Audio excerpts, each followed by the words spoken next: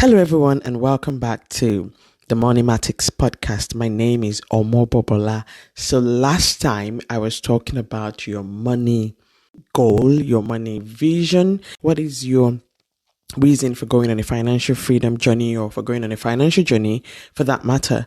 And we talked a lot about, that you cannot eat a whole plate of fufu at a go. You have to take it one muscle at a time. And I was talking about you breaking down your ultimate vision into goals that are achievable and bite-sized goals that you can achieve one step at a time. So today I've come to talk to you about the things that I have learned about money.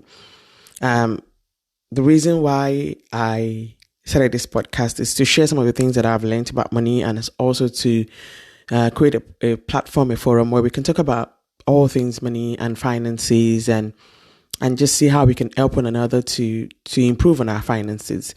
And so, today I'll just be sharing about the things I've learned about money. The first thing that I want to talk to you about is that making money or changing your financial status or where you are financially is more of a mindset thing. And I would say that for me, I didn't used to think so much about, I want to make money or I don't want to make money. But as I started to say to myself, I started to look around. How many people do I know that are millionaires? How many people do I know that have money, that are really, really, really rich? And I was like, I don't know, not so many people in my immediate circle. And so I was like, one day that should change.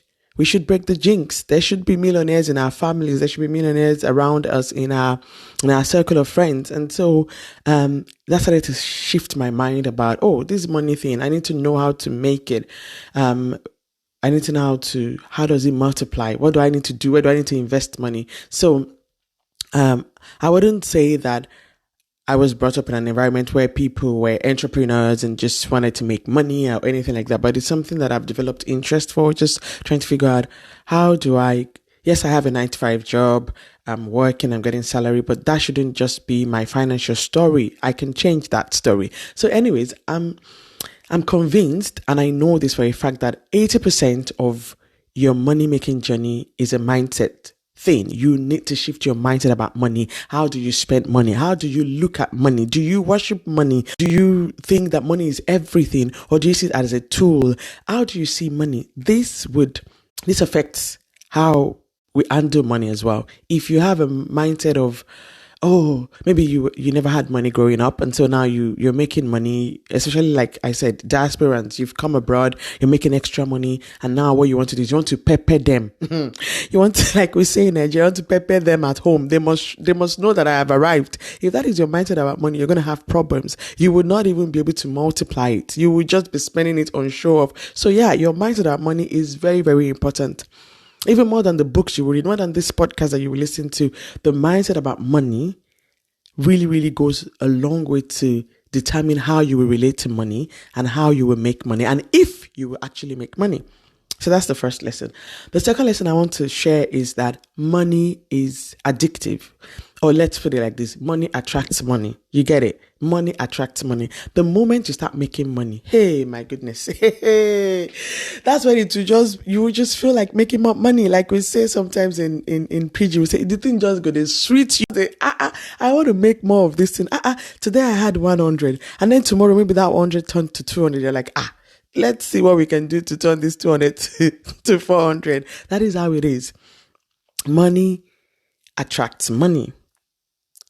Money doesn't go to people that don't know how to spend it. If you're the kind of person that money gets into your hand and you just want to spend it and blow it away, you would not see money multiply. But the more you change your mindset about money, and then the more you know how to handle money and make money, the more money you'll be able to make.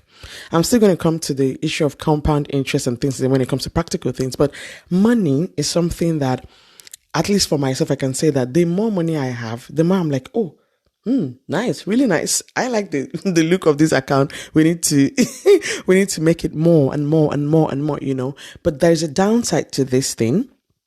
It's very important for you to watch your money appetite so you don't get greedy. Especially when you're investing, you have to be very careful so that you don't get into, I like money, so money must, I want more. You have to be very careful about that. But anyways, lesson number 2 is that money breeds money. Money attracts money. Money Money begets money. Let me speak in biblical terms, anyways. Yeah, you get the drift. Another thing I've learned about money is that, hey, money is so easy to spend, but so hard to save or to make. Have you seen? You've worked a whole day. A whole day's sweat may not even buy you a pair of shoes. Or a whole month's salary might not even buy the kind of TV you want to buy in your house. So you see, money is easy to spend, but not as easy to make. And this is one lesson that you have to get into your mind, because, hey, okay, let's talk. This is money-matics. We're talking about money and mathematics. The rate of making money is not necessarily proportional to the rate of spending it. In fact, spending looks like it goes exponentially. It goes fast. Pam, pam, pam, pam, pam, pam, pam. The money is finished. And sometimes the things that want to take your money, they happen at the same time. They happen at the same time. The day you have money, you've been saving, you've heard all the advice, save money, investment, and then you can see your savings growing. That's the time your car will have a problem. And then that's the time your vacuum cleaner will not work at home. And then that's the time you will feel like, I need to do this or that. Or your people at home will call you. They need something. And you're like, did somebody use a microscope or a telescope to see that I have money in my account at this moment? Because why is everything happening at the same time? Why is something happening that needs to take my money away? And so that is one big lesson I've learned, that if I want money to accumulate in my account, or if I want money to accumulate in my hands, I have to watch the way I spend money, because it's so easy to spend money. It goes really fast. You enter into a shop, you've blown away $1,000, $2,000. You're just buying. But when it comes to saving that money and gathering it together, you will be there one year. You're asking yourself, I've been saving this money. What's happening here? So yeah, money is easy to spend, but not as easy to make. So you have to be careful what you're spending. Anyways, yeah. Another thing that is very related to that point is the fact that multiplying money takes time. It takes a lot of time. If you want to see money multiply, it takes time. You have to be patient. It's a slow and steady kind of thing. Multiplying money takes time. You have to give it time. You cannot rush. Oh, I want to save. And then you're like, it's not multiplying. No. You got to calm down. Multiplying money takes time. So no rush. It's a slow and steady thing. That's something that I'm learning, because sometimes I want the money to, now, we want to short circuit the system. We want to make money quickly. We want it to increase. We want to multiply it. We want to be on our financial freedom level already. We want to be balling. But it takes time. So you have to be patient. You have to be ready to give it the time it takes, and to be slow and steady. Okay? Related to that is compound interest is a thing. That's my fifth lesson now. Compound interest is a thing. I'm going to give you an example. If you put $1,000 or 1,000 crowns or 1,000 naira in the bank, and you save it or you invest it in something at 10% annually for 10 years, you're going to get like 2,593 crowns or $2,593 or 2,593 naira at the end of 10 years. You put in $1,000 and then you get 2,500 at the end of 10 years. But if you put $1,000 initially and then you start putting $100 every month, I'm giving you an example. This is mathematics. $100 every month or 100 crowns every month. You can pick whatever currency that you spend where you are. You know that at the end of 10 years, you would have $21,718. Do you see the difference? You put $1,000 initially and then $100 every month for the next 10 years. So in total, you've contributed $13,000. But at the end of 10 years, you have 21 whooping $1,000.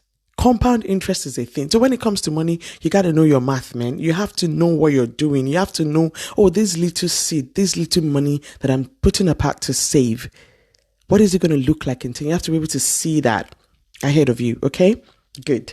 Another thing that I've learned about money, and like I said, this podcast targeted at people who are living in diaspora. You've left your country, you're looking for greener pastures. So it's safe to say the majority of us are not yet rich. We're not yet like swimming in money. And a lot of people are not swimming in money. We are probably middle class, or upper, lower class, lower, middle, whatever class you think it is. But most of us are not rich and swimming in money yet. You cannot really get out of that class or that state of finances without you going to the basics of budgeting. You cannot not budget. You must have an Excel sheet or whatever app you're using. You must know what you're doing with your money. You cannot leave it to chance. You cannot say, I will see. No, if you fail to plan for your money, you're going to plan to fail with money. You could just wake up one morning like this. You could just look, money don't finish, or money is not multiplying. So yeah, anyways, jokes apart. If you are, I know that I am middle class. I'm not trying to be for now, but not for long. Anyways, if you are in this class together with me, you cannot live life without budgeting. That's one major lesson. It starts from there. That is how I started to see that, okay, I didn't know that I am not old enough to do something. So now I know, because I see it with my koro eyes on Excel that, Bobby, you cannot promise heaven and earth. And that is to some of you. They call you from Nigeria, or they call you from Kenya or from Cameroon, and they ask you for things, and because you are feeling good, you're feeling really on top of the world, maybe you are abroad now, you now tell them, I can do it, I can do this, I can do that. Before you know, you've promised more than your budget can undo, and then you're running helter-skelter. So please, budget, back to basics. We're still going to talk about budgeting, but something that I've learned is, if you are going to change your level financially, you would need to get your paper and pen and plan for your money. You will need to do it. Anyways, you will need to do it. So keep that with you. The last but not the least, the seventh lesson that I want to share with you today is that the company you keep matters when it comes to money. Like, I was mentioning about money, attracting money. It's the same principle at work here. The company you keep matters. If you surround yourself with people that are conscious about their finances, that are conscious about where they're going financially, you will notice that even you will begin to change. You will begin to see things that you've not been seeing before. You know now. Your environment can determine your reach. There was a while back, I looked at the people around me, and even I think God knew that had to change. So some things were cut off, and then my environment changed, and then my mindset started to change about money. So you see, the company you keep matters about money. I love to have people around me that are rich, or that are making money, or that are prudent in how they spend money, that know what they're doing, that don't spend without thinking. I like to have people like that around me because it helps me. I like people that are encouraging me. Oh, this is what you should do. This is what you should invest in. This is how you should save. This is what is happening now. It helps you. It helps you when you have the right company around you. Related to this is the fact that collaboration is important in financial, what do you call it? Like in getting your finances together and even improving your financial status. Collaboration is important. A lot of times, you cannot go where you want to go alone. You need people to go with you. You really need people to, come alongside you and go with you. And that I've learned personally. Someone invited me to join a group of people that are, investing in things. And I can tell you, I may not even have invested so much with that group, but it has helped to widen my horizon. It has helped to open my eyes to things that I had not seen before. So I encourage you, think about your company. Think about your company. And if you don't have people around you that you want, be that person. Start a group of people that are collaborating. They're talking about how can you improve your finances even where you are. It's the reason why we invest in funds, because we know that there are some investments we can't make alone. The shares are too expensive. We cannot afford to buy them. So you put your money together with other people so that you can actually, get some things done. So please, find your financial tribe. The company you keep matters. Find your financial tribe and hold them tight. Hold them tight. Find your financial tribe. I will tell you later some of the things to look out for when it comes to finding your financial tribe. But yeah, find your financial tribe. The company you keep matters. So anyways, I have come to the end of today's podcast. I hope you've learned something. I hope you're picking something with you today. So let me leave you with a few thoughts.